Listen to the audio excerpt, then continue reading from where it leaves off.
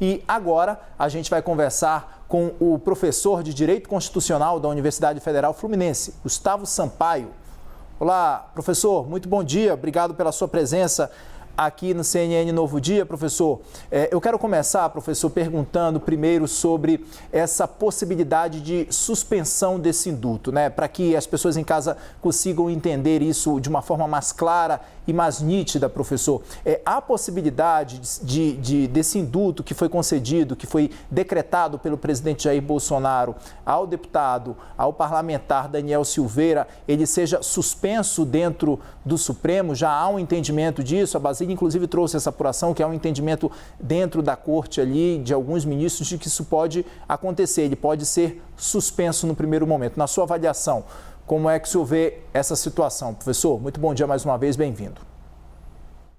Bom dia, Kenzo, bom dia, Muriel, bom dia aos que nos acompanham aqui na CNN. Agora, dentro dessa dura realidade das relações entre os poderes, Kenzo, é bem provável que o Supremo Tribunal Federal seja provocado para apreciar a constitucionalidade ou não do decreto executivo expedido pelo presidente da República que levou à concessão desse indulto individual.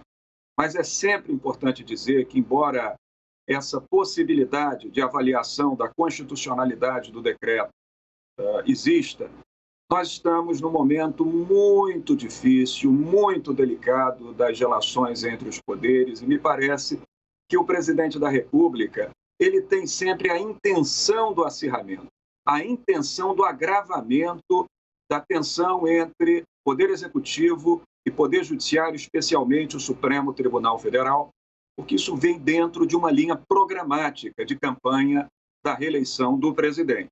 Mas, para todos os efeitos, embora o presidente da República, pelo artigo 84, inciso 12, tenha o poder de indultar, tenha o poder de conceder tanto o indulto coletivo quanto o indulto individual, também chamado graça, o indulto não pode incorrer em desvio de finalidade.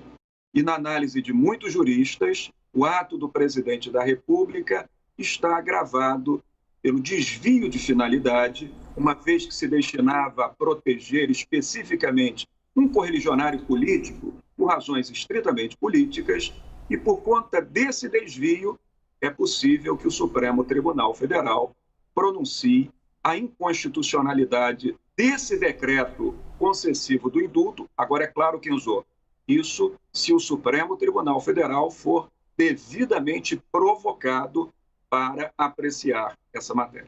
Agora, professor, essa graça ela não atinge as punições secundárias, né? Como, por exemplo, a inelegibilidade e, por exemplo, a cassação do mandato. Explica para a gente um pouquinho, porque isso, para além do que a gente está vendo, essa ação, para além dessa discussão se é constitucional ou não, a gente tem muitos juristas discordando também nesse ponto. A gente viu até o próprio líder do governo na Câmara falando sobre isso, falando que é sim constitucional. Para além dessa discussão, a gente sabe que essas punições secundárias não seriam abraçadas. É mais ou menos isso ou não? É sim, Muriel. É porque, em verdade, nós temos, no campo da interpretação das normas jurídicas, muita dúvida sobre muita coisa. E a matéria tem sido colocada sob a dúvida dos especialistas e, portanto, nós poderemos ter resposta para todo lado. Te digo por quê. Você está certíssima quando você fala que os efeitos secundários da pena não são afastados pela concessão do indulto. Isso, inclusive, é matéria sumulada. Eu explico. Súmula é aquele conjunto de informações emitido por um tribunal a respeito da consolidação de sua jurisprudência. E no enunciado 631 da súmula do Superior Tribunal de Justiça, não do Supremo Tribunal Federal, existe a informação de que o indulto afasta os efeitos primários da condenação, ou seja, a privação da liberdade propriamente dita, que decorreu dessa pena de 8 anos e 9 meses de reclusão imposta pelo plenário do Supremo Tribunal Federal. Mas não os efeitos secundários, segundo a jurisprudência do Superior Tribunal de Justiça e, portanto, no que se relaciona à inelegibilidade, decorrência da possível aplicação da Lei Complementar 135 de 2010, popularmente chamada Lei da Ficha Limpa, que a inelegibilidade continuaria marcando o trajeto do deputado Daniel Silveira e que ele não poderia se candidatar a senador ou a deputado federal, conforme ele pretende. A questão é que essa súmula, Muriel, é do Superior Tribunal de Justiça. E quem vai julgar a constitucionalidade ou a inconstitucionalidade do decreto é o Supremo Tribunal Federal, que está, por assim dizer, acima do Superior Tribunal de Justiça, na cúpula da Organização Judiciária Nacional. Então, nós vamos ter que ver se o Superior Tribunal de Justiça tem o seu entendimento acompanhado pelo Supremo Tribunal Federal e, portanto, se a Corte Suprema do Brasil mantém a autoridade da súmula 631 do STJ, entendendo que os efeitos secundários não são atingidos e, portanto, conservando a inelegibilidade de Daniel Silveira para as eleições de 2022. Professor, o senhor tocou num ponto importante e eu quero que o senhor destaque um outro ponto também que é super importante, que tem sido defendido também bastante pelos juristas, em relação ao trânsito em julgado, né? O caso ainda não foi transitado em julgado dentro do Supremo, ainda caberia um recurso dentro do Supremo Tribunal Federal. Por conta disso, alguns juristas dizem que esse indulto, esse perdão do presidente seria inconstitucional por conta disso. Na sua avaliação, como é que o senhor vê esse ponto do transitado em julgado? Não tenha dúvida, Kenzo, que a decisão do Supremo não está transitada em julgado. Aliás, quando o presidente pediu o decreto ontem, ela não tinha sido nem publicada ainda nos meios oficiais, no Diário Oficial, e, portanto, não havia nenhum motivo válido para a expedição do decreto, também do ponto de vista formal, sem considerar desvio de finalidade. A bem dizer, recurso é até cabível, mas é um recurso que não tem tanto efeito assim de revisão do conteúdo decidido. Isso é preciso explicar, Kenzo, porque como o Supremo Tribunal Federal já é a instância mais alta do Poder Judiciário da República, não havendo nenhuma acima dela. E também, como no foro especial por prerrogativa de função, também chamado foro privilegiado, aquele agente político que é julgado no tribunal não tem direito a duplo grau de jurisdição, ou seja, não tem direito a recorrer a uma instância acima, então nós podemos considerar que recurso para outra instância não existe.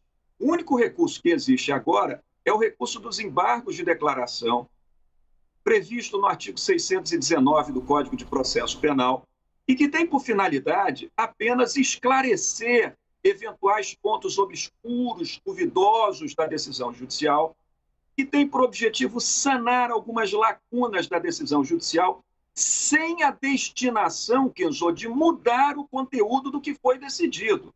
Então, é um recurso que, para todos os efeitos, não muda nada, mas, para efeito de trânsito em julgado, enquanto os embargos declaratórios não forem apreciados, não tem trânsito em julgado da decisão do Supremo, e, nesse sentido, o decreto do presidente também é inválido. Apenas nós temos que considerar que, embora essa invalidade seja verificada, eu estou de acordo com os juristas que entendem que o decreto é inválido porque não há trânsito em julgado, mas essa premissa não resolve o problema, porque senão o presidente pode esperar o trânsito em julgado e emitir outro decreto idêntico e conceder novamente o indulto, sanando esse problema. Me parece que a questão primordial vai passar pela análise de desvio de finalidade ou não do ato de indulto pelo presidente. Professora Basília Rodrigues vem participar também dessa conversa. Basília. Sobre essa questão, doutor, do desvio de finalidade, quais são os argumentos ou como provar que houve esse desvio de finalidade? Aliados do presidente, o próprio Bolsonaro, têm circulado frases editadas de ministros do STF que confirmam o direito do presidente em editar um indulto do tipo, como a frase de Alexandre de Moraes, em um julgamento passado, em que ele diz: não compete ao Supremo Tribunal Federal reescrever um decreto, ou o presidente extrapolou sua competência e o STF declara inconstitucional, ou o presidente, mesmo que o STF não concorde, atendeu à exigência constitucional. Como, então, decidir que houve abuso, né? Que ele acabou tirando da finalidade um decreto como esse? Bom dia também, Basília. Tudo bem? Tudo bem. Veja só, em verdade, nós temos agora, mais uma vez, o principal elemento do acirramento da corda da tensão entre os poderes. É esse elemento que você menciona agora. Porque o artigo 84, inciso 12 da Constituição da República, ele dá poder de indulto ao presidente da República. E ontem o presidente Jair Bolsonaro, quando lia os considerandos do seu decreto, ele dizia que o poder dele de conceder indulto é um poder discricionário, ou seja, um poder que não se sujeita a controle, um poder que decorre da mera escolha do administrador, daquela autoridade emitente do ato. Diz Jair Bolsonaro, eu tenho poder discricionário por ser presidente da República. Quem escolhe se indulta ou não sou eu.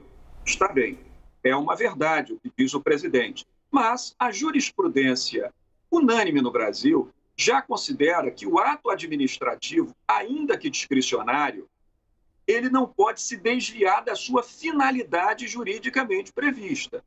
Então, o que os juristas que entendem que há desvio de finalidade querem dizer é que o presidente deve conceder esse indulto dentro da sua discricionariedade plena, desde que ele não se destine a favorecer ilicitamente amigos, correligionários, pessoas que estão com ele na trincheira política de luta, como é o caso do deputado Daniel Silveira, que, nesse sentido, um indulto emitido especificamente para proteger, segundo pensa o presidente, não que isso vá ocorrer, da inelegibilidade, o seu aliado, que será candidato a senador, possivelmente, pelo Rio de Janeiro, que isso caracteriza um desvio a respeito da previsão do inciso 12 do artigo 84, que essa norma constitucional, eu vou facilitar, Basília, que esse poder dado pela Constituição ao presidente é para fazer o bem, não propriamente para proteger correligionários.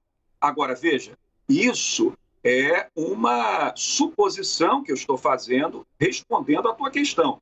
Em verdade, se provocado, é o Supremo Tribunal Federal que terá que analisar todas as condições dos fatos e das provas para dizer se houve ou não o desvio de finalidade.